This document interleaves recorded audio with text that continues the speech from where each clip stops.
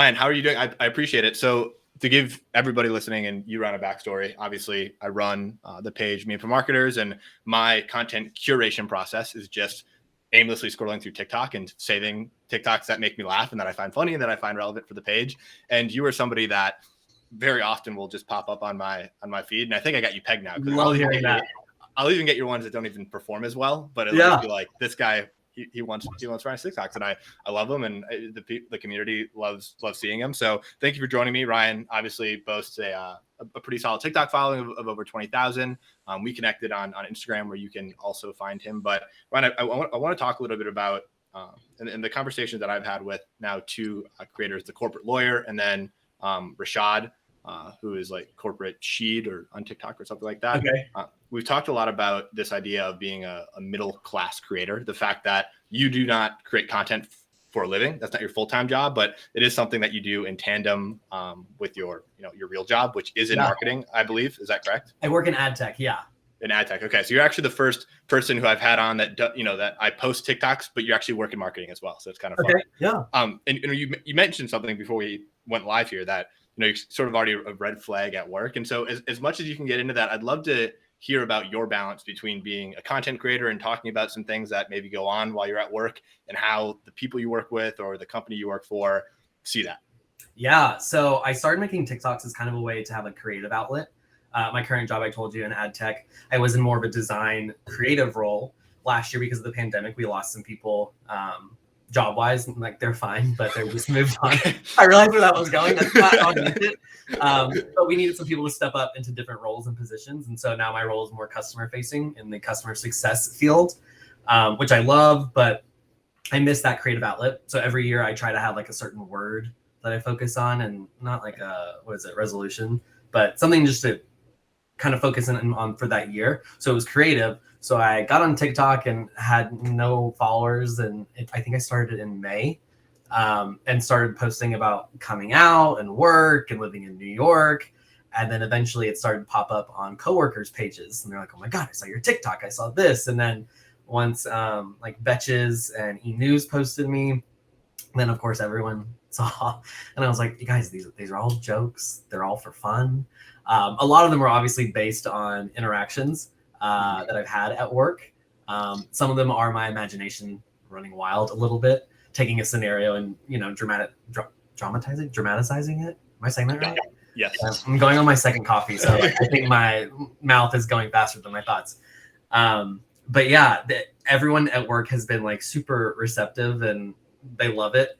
I do want to be careful though, I would never, I don't use names or titles of people at work or companies I've worked at. And that's the good thing. I've worked at a few companies. So if there is one that is about my current company, I can be like, oh, it was this past agency that I was at. It was about this one. But no, everyone has been super receptive to it and supportive. That's good. So you haven't had that problem where you get pulled into the office and then you kind of get a slap on the wrist or something? No, like we actually, my company's based in Europe. And so we had like an all hands this past summer, and we got to like all hang out for the first time in a year. And this is when my TikTok started taking off a little bit. And our legal team and HR team were there. And I was like, hey, everyone, how are we doing? And they were like, oh my God, you're so funny. Like, it's so good to see you. And I was like, all right, if I have legal and HR on my side, like, I feel like I'm good. Yeah, that's really good. So your content obviously spans, you talked about it started kind of not only in the corporate sphere. That's admittedly a lot of the stuff that I see, but that's probably just because the algorithm has me pegged and that's just the most relevant stuff for me. Have you been kind of honing in on the niche that you want to talk about, or are you still kind of all over the place and just using this purely as a creative outlet, no matter what the subject matter is? Truly a little all over the place. And obviously the ones that perform the best are typically the corporate ones. And then the ones about coming out and being gay are usually the second ones. But the corporate ones I do love. And I typically film those out and crank them out right here because I don't need to make a background or do green screen stuff. Because sometimes the green screens take a bit of time to do. But if I haven't posted or want to, I have my draft folder just full of ideas, and I always put like a laptop next to it if it's one that's related to corporate. And I'm like, all right, I know I can just crank that one out pretty quickly. Especially if I'm having like a good hair day, I'll like film that really quick and send that out there. But yeah, I like to be a little all over the place, and I don't want to have one specific. I don't want to be like the corporate guy. Like I like, Orion's relatable because of this and this. Like now I'm on a big Taylor Swift kick because of this red Taylor's version that came out. So I'm on some Swift talk as well. But yeah, I kind of like to be a jack of all trades. Yeah, I kind of like that. I work in social media as well. I do freelance work. So a lot of my work is with clients, managing and strategizing with their organic social. And a lot of them will ask me like, hey, I'm into martial arts, but I'm also a real estate agent. So should I have those two things be separate or should I have them be together? And I have recently come to the thought that I think those interests that capitalize on, or that, help you in the thing that you do, your main thing, just provide you with a differentiating factor, that it's just something else for somebody to glom onto. They're like, oh, I like Ryan's corporate TikToks, but I also like him because he's a Taylor Swift fan, or he talks about coming out. Like all these other things are just accessories to, your personality, which makes you at the end of the day more likable and more relatable. Totally. And I think that's the fun part about TikTok is you do get to showcase your personality and the parts that you want to show. And some parts I do show that I am not thrilled about myself. And it's fun to have that outlet, and it's almost like a form of therapy to be able to put it out there. Yeah. That's awesome. So talk to me a little bit about your content creation process, because I don't create content on TikTok like you do. And the more I talk to people that do, the more I think like, man, it's not really like, it doesn't seem super optimized for people that churn out content the way that you churn it. Like there's all these hacks of like saving your drafts and having to label it a certain way, or like, type different notes on the screen. It's just like a really interesting thing that TikTok hasn't figured out, it seems, like how to kind of cater to people that create like you. So when you're ideating or when you're creating or, you're batch creating content, walk me through what that looks like for you. Yeah. So I tend to use my emojis as my like visual guide. So I'll go through, and when I'm scrolling through TikTok, like you said, you were doing as well, if any audio comes up or I see an idea, I'm like, oh wait, I can take this and spin it with this. I'll typically just record it, whether it's the ground, my face, whatever, and use that as like my reminder. And then that's when the emojis come into play. So if it's a fire symbol or the emoji, that means like it's ready to film, it's good. That can be whether it's the laptop or the green screen's already made. A lot of times I'll repurpose backgrounds for Ellen DeGeneres, her show, the Kardashians interview. So I have a green screen folder on my phone. So all those backgrounds live in there. So I can crank those out pretty easily. Ones that are ready to post, I think like 12 now that are ready. I try to post like 3-ish a day. I'll have the green check mark. So like that's ready to send out whenever I'm ready to put it out there. But it's super helpful for me because I feel like TikTok is for creatives, and creatives tend to be a little all over the place. So it's nice to at least like once a week kind of go through and be like, all right, this isn't a good idea. This one's good. Let's make that this week.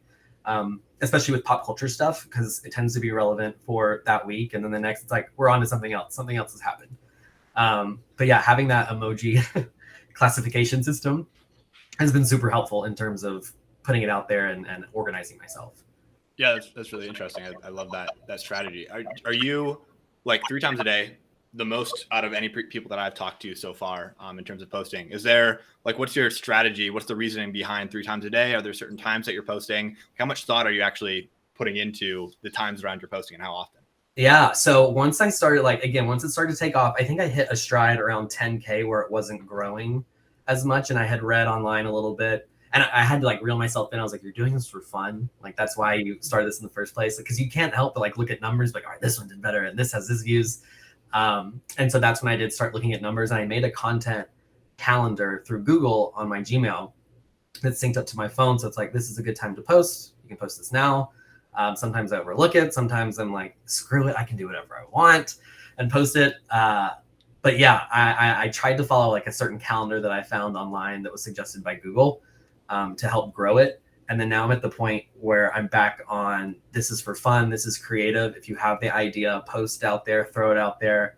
But some of them that like I spend so long doing, like the green screen ones, they'll get 1,000, 10,000 views, and that's it. And I'm like, I spent so much time. And then the ones that like I say like one word get like 2 million, and I'm like, what?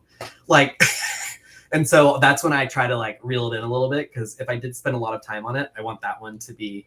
And again, I don't completely understand the algorithm or how it's pushing out whatever. I don't know if anyone does, but yeah, it depends on the type of content I'm putting out in terms of how many I'll post a day.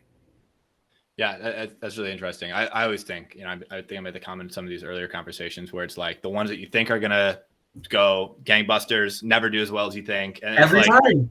it's really humbling, honestly. Yeah. As much success as you've had or other people have had, it's like you think you look at those people and be like, they get it. But in reality, it's kind of guesswork at the end of the day. Truly. And I saw you had said something about repurposing for Instagram.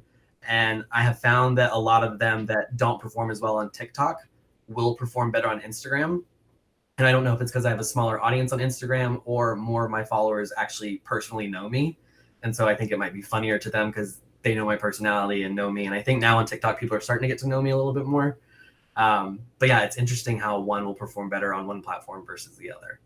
Yeah, I think that's true. So how do you kind of talked about like going back and forth between this being a fun thing and this being something you take a little bit more seriously.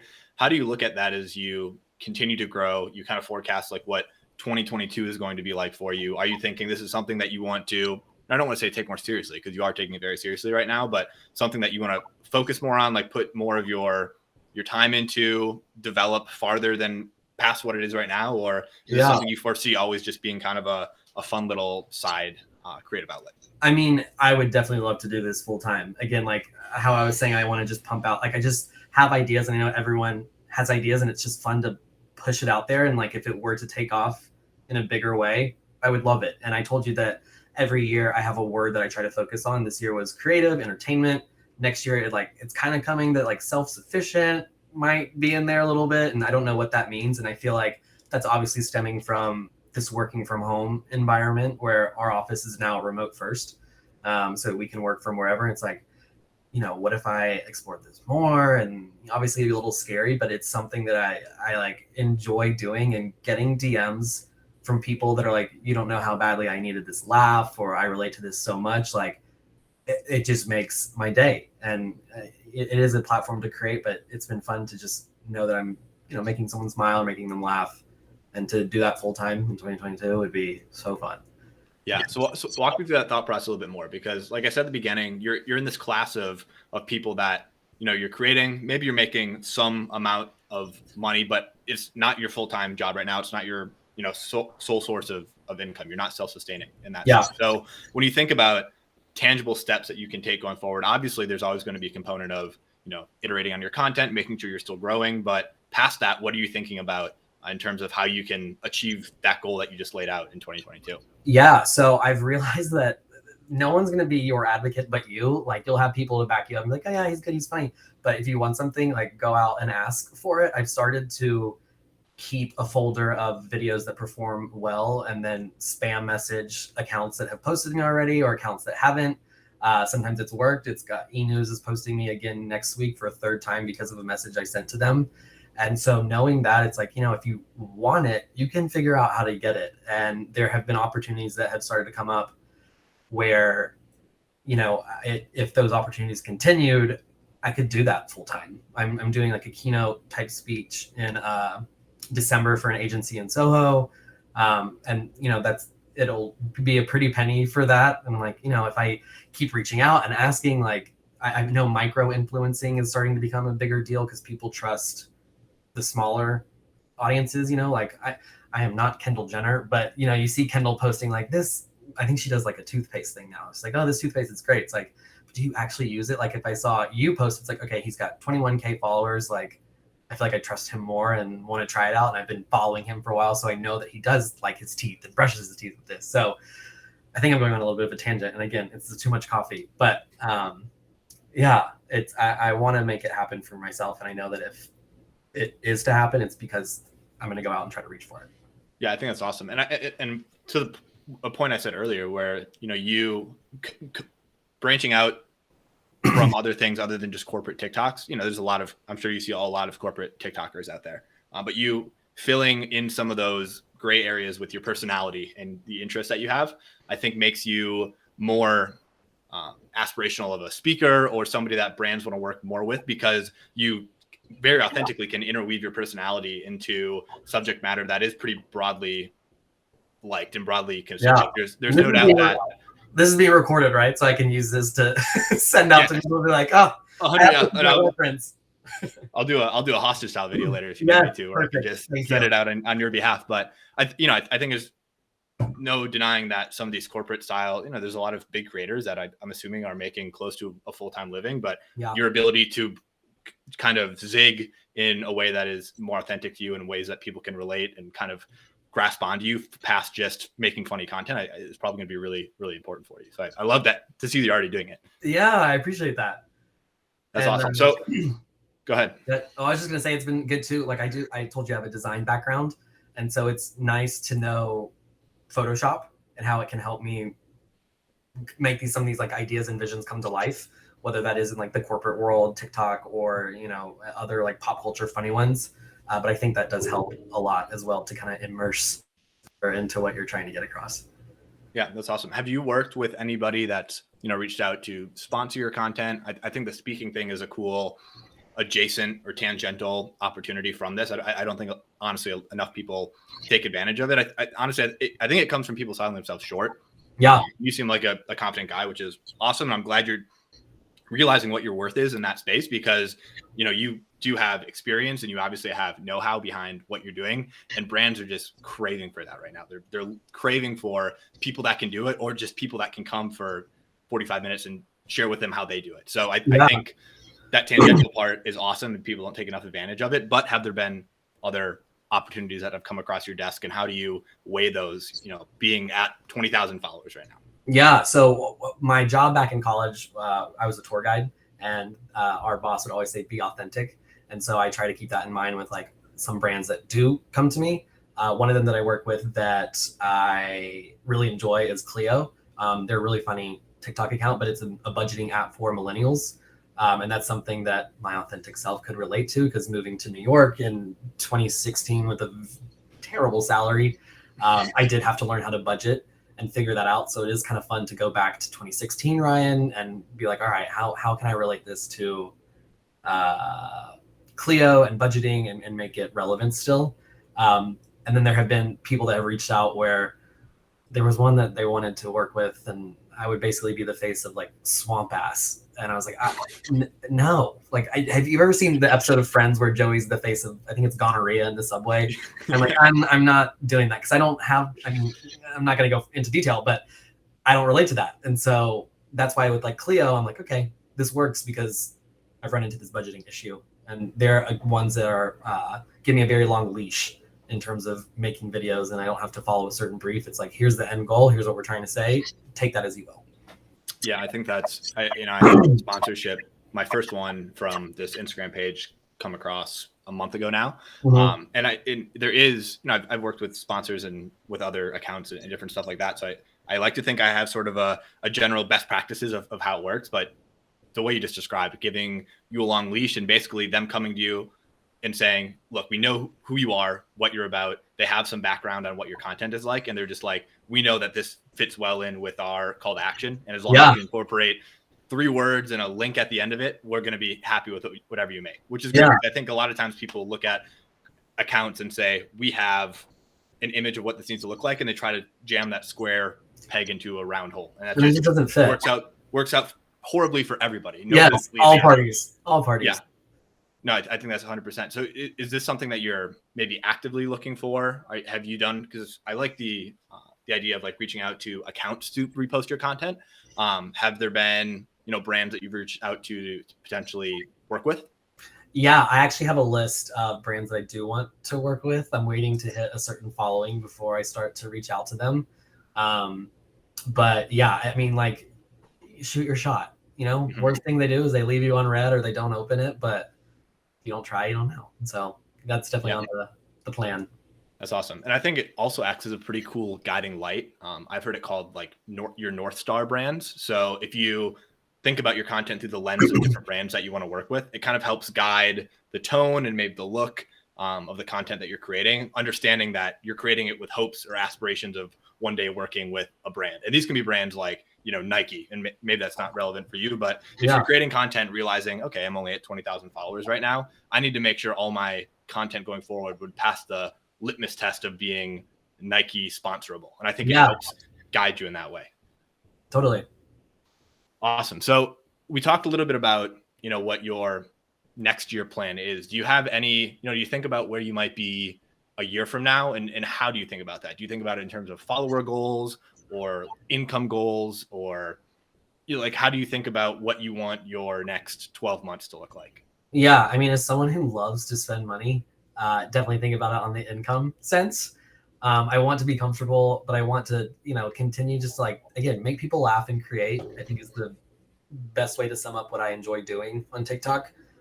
Whether that is to be self-sufficient doing that next year, or my following, knock on wood, doesn't grow at all. Like that's when I try like not to get too much into numbers because it makes it less fun.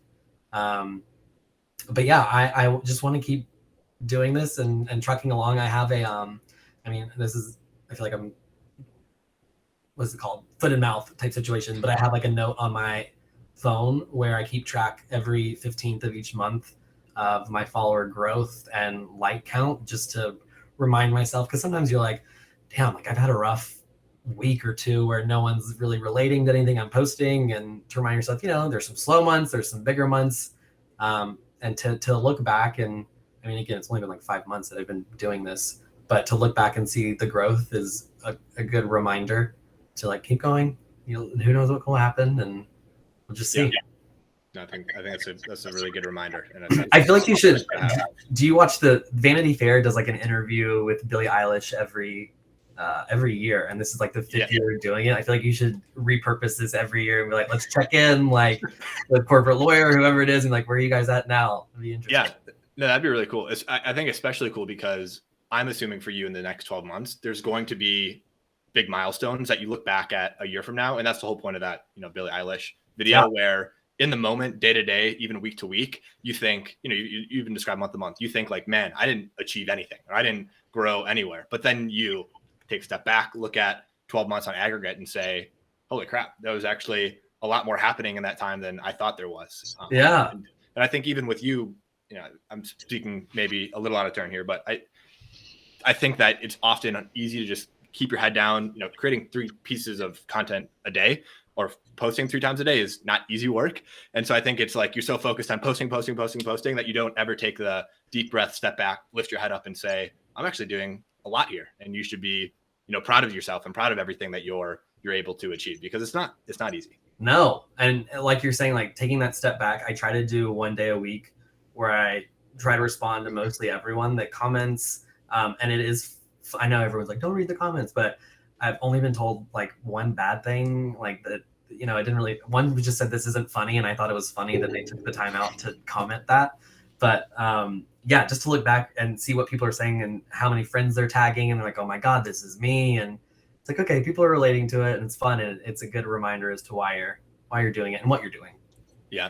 No, I was able to give like a kind of a talk the other weekend.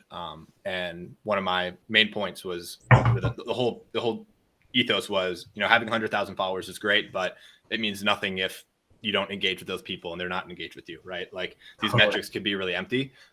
And one of my closing points, which I actually heard from somebody I work with, was basically like, if you were to walk into a room with 50 people, at this talk, there are probably 75 people there. So walking into a room, 75 people wanted to hear what I had to say. I was definitely nervous to speak to those people, right? But for some reason, if I were to get 3 times that amount on a story in story views, I would have thought like, that's a disappointing way to start the day. And so I think it is all about that perspective, and engaging with those comments is probably a good way to reground yourself and say, look at these people that are, these are real people I'm reaching out to. They're sharing real emotions and sharing it with other real people. And that's just a cool feeling. And it's something we don't take inventory of enough. No, and it is the coolest feeling. I've had one that reached out recently. They're like, these 3 girls and we are friends in Canada. We just all started new jobs and stumbled across your page and sent screenshots of them sending all my stuff back and forth. And like, he's so funny. This is so relatable. Like, how's he thinking of this? Like, is he in my head? And it is fun because I feel like you do start to build online friends. And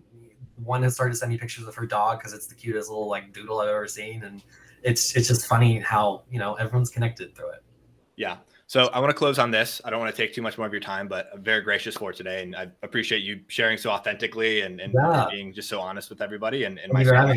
It's been awesome. Yeah. So the last 2 conversations I've ended on this kind of uplifting question, which is, what is the coolest experience you've had so far? And you've just shared a couple. So maybe you're already tapped out of cool things with people reaching out to you, but like, what's the coolest thing that you've been able to take a step back and think like, man, this wouldn't have happened if I wouldn't have started creating content on TikTok?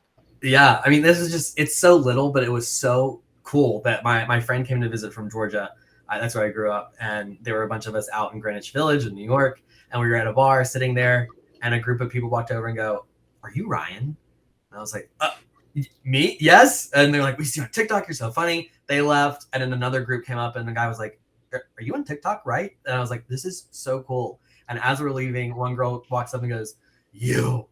And I was like, "Is that a good you or a bad you?" She's like, "You're always on my For You page. You're so funny. Can we get a picture?" And I was like, yes, absolutely. And I made my friend who was visiting, he's like 6'5". I was like, hold my phone. And he put like the lighting up because we're in a dark bar. I was like, this is my first picture I'm taking. It's got to look good. But it was just so fun to like meet them and say hi to them and then have someone be like, can I get a picture with you? I was like, this is so cool. Yeah. So, isn't that so overwhelming? Like just having 3 people in a night or however many it is come up to you. And again, if you were to get 3 comments, you'd be like, kind of a dud. Yeah. But to have in real life. Yeah. Yeah. And just like overwhelming. Yeah. And I know they were probably drunk and that's probably the reason why they were like, confident enough to say something, but it just made my day. And it's just, it's cool how that can happen.